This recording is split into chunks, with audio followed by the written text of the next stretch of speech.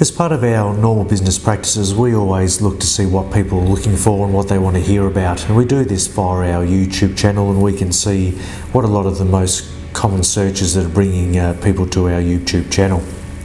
Now, one of those, surprisingly, is it seems to be all about credit cards and increasing credit limits. Now, for me, that's a worry. For me, that tends to think that people are living beyond their means and they're having to increase their credit card limits to keep up with their spending. So a few alternatives to credit cards is the very boring, very dull budgeting.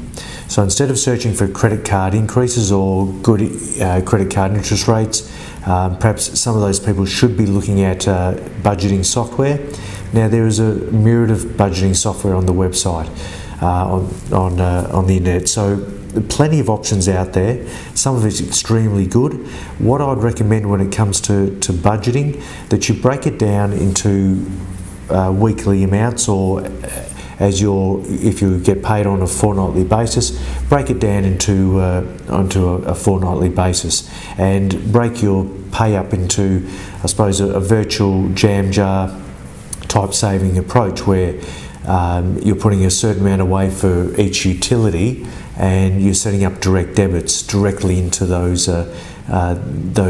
suppliers. So it means that you're paying on an ongoing basis. Leave yourself some room for fun. Make sure there's an allowance, but make sure that allowance that you give yourself is in cash. So you're not going to be, I suppose, using EFTPOS cards or credit cards as a means of spending. So make sure your allowance is cash. When the cash is gone, you stop spending till the next payday. Make sure there's enough room for fun, because we don't know what's around the corner, and it's all important having fun now whilst being mindful of the future as well. So there's got to be a balance there.